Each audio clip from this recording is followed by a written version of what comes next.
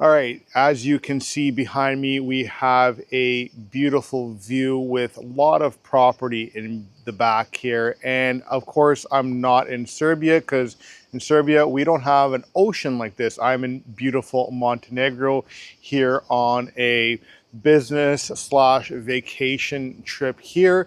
And one of the things that I was talking to an individual about here was purchasing property here, and they talk about all the issues that they have with people who are purchasing real estate here. Not the people themselves, but the agents and the processes here. And it made me think about the past couple clients that we've worked with in Serbia when it came to purchasing properties and how they're similar to Serbia and Montenegro here. And being that it's the Balkans, many of the processes, the ways that businesses operate are very similar. And the first and foremost one that I want to talk to you about is an individual who ended up purchasing a brand new build in Serbia. He bought it from the investor. It was like just getting finished. The landscape around the property wasn't even finished yet. And the trades actually were still in there doing the baseboards and a couple touch-ups when it comes to the tile. And the reason I'm doing this video is to keep you vigilant, no matter if you are going to Serbia, if you are coming here to Montenegro or any other Balkan country. And this goes for places all around the world. Mind you, coming from Canada, there is a lot more strict rules and guidelines that have to be adhered to when selling property. There's a lot more due diligence. It's a different type of industry in the West when it comes to Canada and the United States than it is here in the Balkans.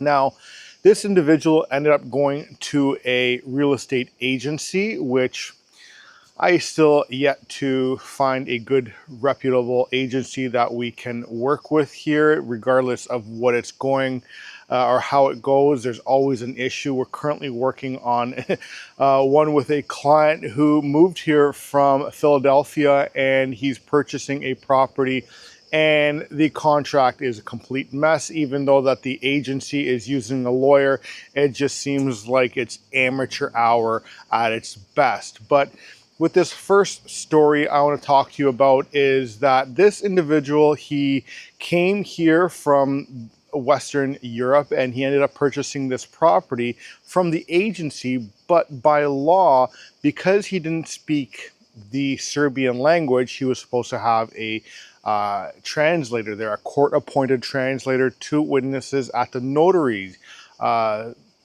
signing, right? The issue was that he didn't know any of this, and he ended up going to the notary, signing a pile of documents, and one of the documents was him forfeiting his warranty that he had on that property. Because when you purchase a brand new build, you typically have 2 years of warranty on your unit yourself and the internal of the building, and 5 years on the roof. Well, he signed all that away, predominantly to the space of his own. So when he moved in, he found some issues that he wanted fixed. He started realizing some other things coming up about a month or two after, and he said, hey, listen, I want these things looked after. And I guess they told him, no, we're not helping you out. And he was kind of confused. And he ended up coming to our office to help him with this situation, but also to help him obtain residency through this property purchase. And when we found out what was going on, he ended up signing off his warranty. So understand that just because you're going to go work through an agency doesn't mean that they have your best interest at heart, doesn't mean that they have the seller's best interest at heart. They have the best interest of heart to get that money in their pocket and to simply close the deal, and that's it. What happens afterwards is going to be done through the court system. So be aware of that. The next one I want to talk to you about is a a lady who came and purchased a property, and it was also through an agency, but she didn't trust the agency themselves, so she hired us to kind of be the in between, to have someone on her side. And when we were doing the negotiations, the issue was like, what's remaining there, what's not remaining there. The seller was really kind of nitpicking on certain items, and you know, after the pre-contract was done, it's like, I'll sell you this part which should have been included on that part. And the thing that took us, or that you should take out from this portion, is that whatever you want in that property that you're viewing to purchase in Serbia, is that you have it listed in the contract. You know, if it says fully furnished, that means you're gonna name every single light in every single room. You're gonna name every article of furniture in there. If it's coming with a microwave, it's even saying, you know, you're having that in the contract. You're going to negotiate every single detail. Even if the cutlery they say is staying in there, I would say negotiate it down to the single spoon and fork that they are leaving in there, so that when it goes time to hand over the keys, there are no more discrepancies.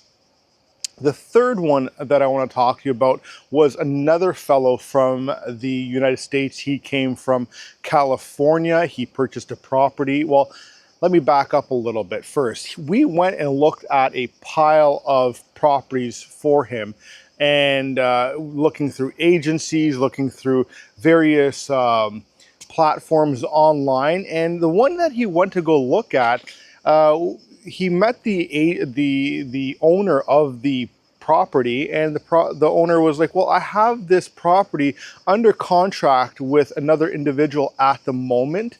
However, in that contract, I have the right to sell it to somebody else. And we're like, oh, okay, you know, not a problem. Like, let's get this deal done. And come to find out that that clause for him to sell it to someone else was actually not in the contract. And the other thing is that when we brought that up to him, his body language, his tone was very negative and rude. And so when someone tells you something, say the owner tells you, hey, listen, this property is clean, this property is this and that, the contract states this and that, verify everything to the T and make sure that you ask questions. Which brings me to the property that the client actually bought. So the property that he actually bought was, you know, the same style of apartment that he was looking for. However, the seller was in Spain. He had to fly into Serbia to end up closing the deal. And so the problem with that was the seller never told him that there was a lien on the property until the very last little bit. And this is the funny part, is that he said there was a flood in the house, or in this apartment, which, you know, was visible when we did the walkthrough. The issue was, though, that it also caused damage to the unit underneath, which the owner underneath ended up suing this owner that was selling this property to our client, and he, you know, didn't have money to pay the damages of 20,000 euros, and so that owner put a lien on that apartment. And so when the cadastre paperwork was pulled, you could actually see a note on there. Then you go into the court paperwork and you say, oh, there's a lien on there. The funny thing is that the owner would say, oh, I don't know anything about it. However, you can't just put a lien on somebody's property without going through a court process here in Serbia and then saying, I don't have the money to pay it, and then the lien is placed on that property. So understand that, again, you have to make sure that the due diligence is done, especially with older properties. This was also, there's a couple other things in the cadastre when he inherited the property from his dad, then from his mother. which are things you can see in the cadastre, and you have to look in, make sure that they're not other court proceedings, because a lot of people, once they see some sort of footnotes in the cadastre, they say, I don't want to deal with it, even though it could be minor. That's why it's important for you to ensure that you get to find out what those footnotes are actually talking about. Now, the final one that we're talking about is the one that we're currently working on with one of our clients, and he found this wonderful apartment. He wanted to leave his home country, move to Serbia, found this wonderful apartment. And the issue was that the owner was living in France, and then she was going to Japan for whatever reason she was going to Japan for. And the closing date will be actually tomorrow, if I'm not I have to check out with my my team back in Serbia to ensure, but it's all getting looked after. But my team has been keeping me updated while I'm here in Montenegro as to what's happening. And the funny thing is, again, this agency is using a lawyer to do the contract, and when they send the contract, it was just a simple, regular, templated contract that, you know, purchase of sale. They didn't include that the client had a €1,000 deposit to hold the property. They failed to name the actual apartment on there.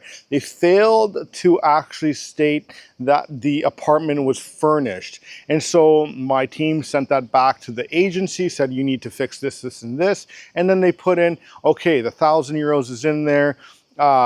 This is the actual physical address of the apartment, and they put it's furnished. Of course, my team says, well, furnished could mean a lot of different things when it comes to what is being left. You have to itemize everything in there so that the client, what he saw in the walkthrough is what he's getting. It's not like, well, I'm going to leave the couch, but I'm taking the armchair. I'm going to leave the kitchen table, but I'm taking the kitchen chairs.